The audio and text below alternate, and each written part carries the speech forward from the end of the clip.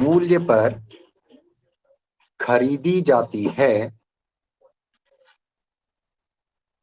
उसे उसका क्रय मूल्य कहते हैं। तो ये क्रय मूल्य था। सभी बात नहीं आ रही। बेची जाती है, मेरे ख्याल से स्क्रीन विजिबल हो गई होगी सभी को।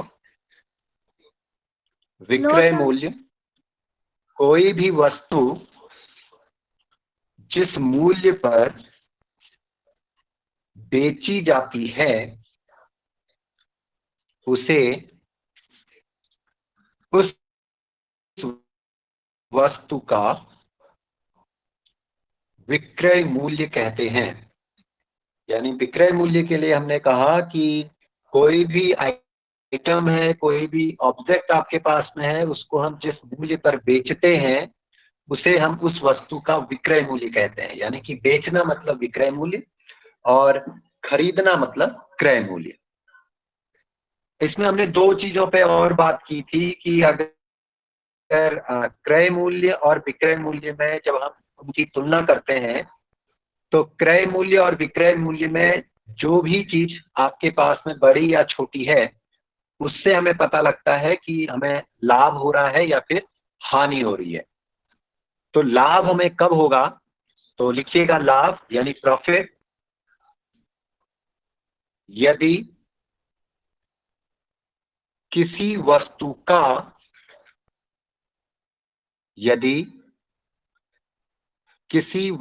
का विक्रय मूल्य वस्तु के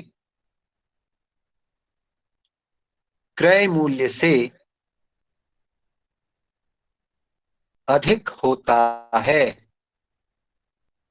यदि किसी वस्तु का विक्रय मूल्य वस्तु के क्रय मूल्य से अधिक होता है तब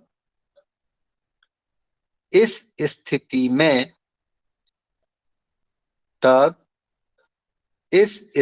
में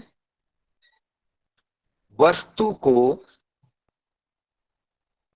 बेचने पर लाभ होता है। अब जब हम इस पे बात करते हैं कि आपके पास में या करके लिख लीजिए विक्रय मूल्य इज ग्रेटर देन क्रय मूल्य, selling price is greater than cost price,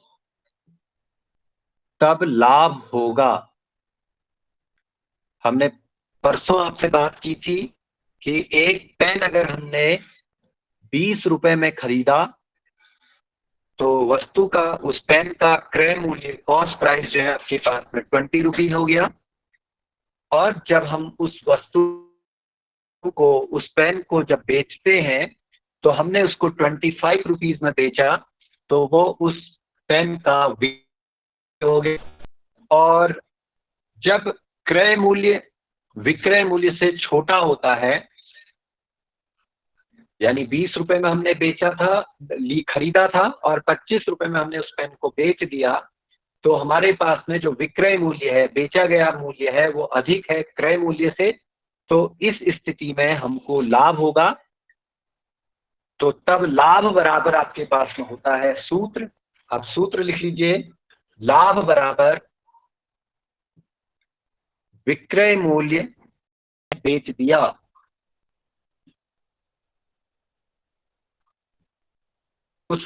उसके लाभ या हानि को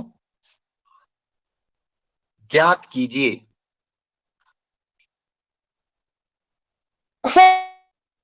लाभ हुआ। आपको लाभ हुआ। ओके, तो सबसे पहले हमने इस क्वेश्चन में जो चीजें दे रखी हैं उसको हमने मैथमेटिकल भाषा में लिखना है, गणितीय भाषा में लिखना है। इस स्टेटमेंट को हमने जो जो चीजें हमारी काम की हैं उनको हमने लिखना है। पूरा क्वेश्चन आपने पढ़ लिया। अब इसके बाद में खरीदा और बेचा, इन चीजों को क्या कहते हैं, लाभ और हानि के सवालों, तो उसे आपने लिखना है। तो पास में खरीद के होते हैं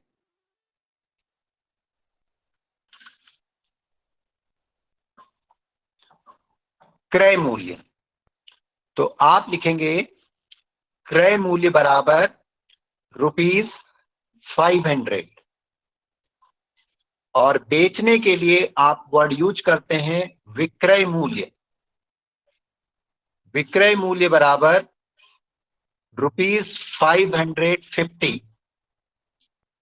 अब आपने देखा कि जो क्रय मूल्य है, जिसको हम सीपी कहते हैं, वो छोटा है सेलिंग प्राइस से, यानी कि विक्रय मूल्य से।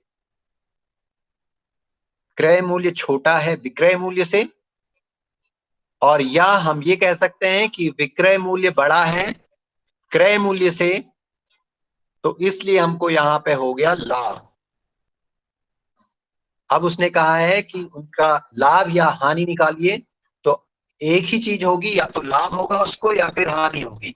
अब हमें पता लग गया है कि उसे लाभ हो रहा है, तो लाभ को निकालने के लिए आपके पास में फॉर्मूला है, लाभ बराबर विक्रय मूल्य माइनस क्रय मूल्य।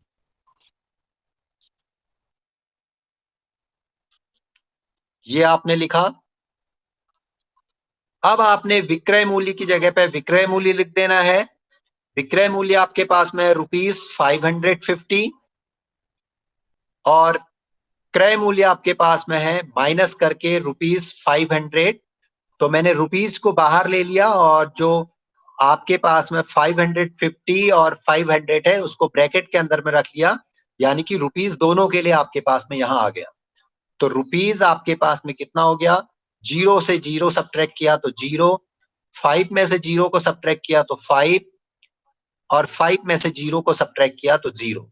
तो ₹50 का आपको यहाँ पे प्रॉफिट हो गया, लाभ हो गया। एक स्टेप। अगर इसी प्रश्न में वो ये कहता है कि लाभ प्रतिशत निकालिए, तो लिखिएगा लाभ प्रतिशत निकालने का फॉर्मूला। उसको आप प्रतिशत लाभ भी कहते हैं, और उसको आप लाभ प्रतिशत भी कहते हैं। तो लाभ प्रतिशत निकालने का जो सूत्र होता है उसको लिख लीजिए, लाभ प्रतिशत बराबर लाभ बट्टे क्रय मूल्य गुणा 100%। लाभ बट्टे क्रय मूल्य गुणा 100%, और या करके ये फॉर्मूला इस तरीके से भी लिखा जाता है, लाभ प्रतिशत बराबर लाभ गुणा 100 बट्टे क्रय मूल्य, और ये सब ब्रैकेट में लिखने के बाद में बाहर से प्रतिशत का चिन्ह लगा दिया जाता है। अब ये जो 100% लिखा है, इसका मतलब ये है कि आपने इसमें 100 से गुणा किया है और 100 से आपने भाग किया है। तो इस 100/100 का मतलब हो गया कि 100 गुणा 1/100, और इस 1/100 को हम प्रतिशत लिखते हैं, तो इसलिए हमने इसको 100% लिख दिया। तो लाभ बट्टे क्रय मूल्य गुणा 100%, या फिर लाभ गुणा 100 बट्टे क्रय मूल्य, और ब्रैकेट के अंदर ये सब आने के बाद में बाहर से प्रतिशत का चिन्ह लग जाएगा। ओके, अगला अब हमको इसमें लाभ प्रतिशत निकालना है। तो लाभ प्रतिशत बराबर लाभ आपके पास में ₹50 का है, अपॉन आपका जो क्रय मूल्य था, कॉस्ट प्राइस था, वो ₹500 है, इनटू 100% आपने कहा था, तो ये आपके पास में हो गया। 100 की 2 जीरो से 500 की 2 जीरो कट गई, और 5 से 5 बन जा 5, 5 बन जा 5, और 5 जीरो जा 0। 5 से आपने 50 को जो कट किया वो 10 टाइम कट किया, और 10 से जब आपने 1 को मल्टीपल किया तो 10 1 जा 10 अपॉन 10%। और अगर हर में 1 है तो जो अंश में है वही वैल्यू आपके पास में रहती है, तो 10%। तो अगर इस क्वेश्चन में ये भी पूछा जाता है कि लाभ प्रतिशत बताइए, तो आपने लाभ प्रतिशत बताना है कि लाभ प्रतिशत बराबर लाभ बट्टे क्रय मूल्य गुणा 100%, या लाभ गुणा 100 बट्टे क्रय मूल्य ब्रैकेट के अंदर और बाहर प्रतिशत का चिन्ह। इसी तरीके से दूसरा फॉर्मूला नोट कर लीजिए। अगर आपको प्रतिशत हानि या हानि प्रतिशत निकालना है, लॉस परसेंट अगर आपको निकालना है, तो वहां पे आपके पास में जो चौथा फॉर्मूला है वो ये हो जाएगा, हानि प्रतिशत बराबर हानि बट्टे क्रय मूल्य, हानि बट्टे क्रय मूल्य गुणा 100%, या इस फॉर्मूले को आप लिख सकते हैं हानि गुणा 100 बट्टे क्रय मूल्य।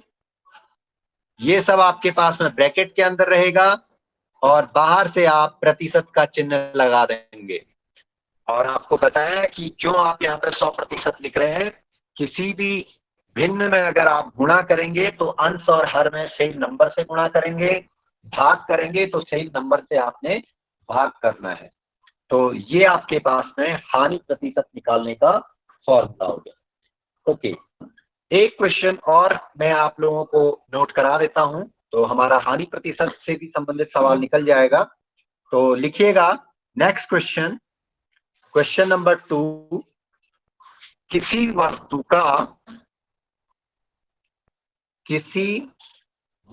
का क्रय मूल्य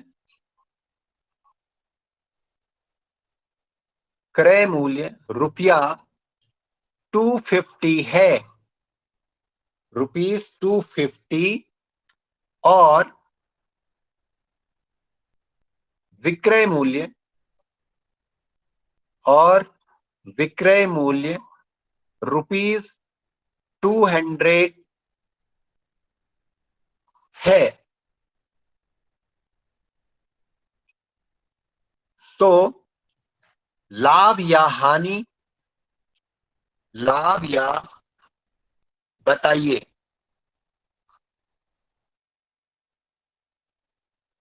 लाभ या हानि बताइए। तो ये क्वेश्चन है। तो यहाँ पे खरीदा और बेचना नहीं दिया है, यहाँ पे जो वर्ड हम लाभ और हानि के लिए यूज करते हैं, क्रय मूल्य और विक्रय मूल्य, इस तरीके से क्वेश्चन दिया हुआ है। तो सबसे पहले आप इसमें से इस क्वेश्चन को सॉर्ट आउट करके लिखेंगे। क्रय मूल्य यानी कॉस्ट प्राइस, क्रय मूल्य बराबर रुपीज 250, विक्रय मूल्य बराबर रुपीज 200। ये आपने लिखा। अब आपने देखा कि विच वन बी ग्रेटर, कौन बड़ा है, क्रय मूल्य और विक्रय मूल्य। तो हम यहाँ पे देख रहे हैं कि क्रय मूल्य को हम लिखते हैं CP, cost price is greater than selling price. Cost price जो है सेलिंग प्राइस से बड़ा है, तो इसलिए आपको यहाँ पे लॉस होगा, हानि होगी। अब उसने लाभ या हानि बताइए कहा है, तो लाभ या हानि में से एक चीज होनी है, या तो लाभ होगा या हानि होगा। तो यहाँ पे हमें हानि हो रहा है।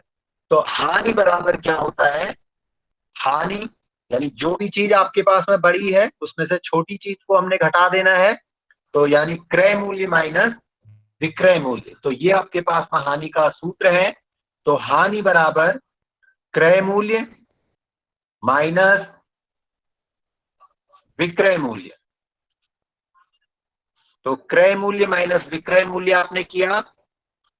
अब आपने क्रय मूल्य के नीचे क्रय मूल्य लिख दिया, बराबर के नीचे आपने बराबर का साइन बनाया, बराबर के लेफ्ट हैंड साइड में हानि है, तो वही चीज आपके पास में चल रही है। तो क्रय मूल्य बराबर ₹250 माइनस विक्रय मूल्य बराबर ₹200। तो बराबर करके ₹50, 50 में से 0 गया 0, 5 में से 0 अपने सब्ट्रैक्ट किया तो 5, और 2 में से आपने 2 को सब्ट्रैक्ट किया तो 0। तो ₹50 की यहाँ पे आपको हानि हो गई। अगर इसी प्रश्न में वो लाभ या हानि प्रतिशत निकालिए कहता, तो आपने हानि प्रतिशत यहाँ पे निकालनी है। हानि प्रतिशत बराबर, अभी आपके पास में फॉर्मूला लिखाया था, हानि बट्टे क्रय मूल्य गुणा 100%। ये आपका फॉर्मूला है हानि प्रतिशत निकालने का। हानि आपके पास में ₹50 की है, अपॉन क्रय मूल्य आपके पास में ₹250 है, इंटू 100%। 0 से आपने 100 की एक 0 कट कर दी। अब आप जानते हैं 25 बन जा 25, 25 टू द 50, ये आपके पास में आया। और अब आपके पास में आ गया 2 इंटू 10% अपॉन में 1 है, तो इस 1 का मतलब है कि जो आपके पास में न्यूमरेटर में आ रही वैल्यू वही चीज आपके पास में रहेगी। तो 2 10 20, तो 20% की आपको इसमें हानि हो गई है। तो इस तरीके से आप लाभ और हानि में लाभ प्रतिशत, हानि प्रतिशत, ये निकालने के लिए सबसे पहले आपको लाभ या हानि निकालना होगा, और उसके बाद आप लाभ प्रतिशत या हानि प्रतिशत निकालेंगे।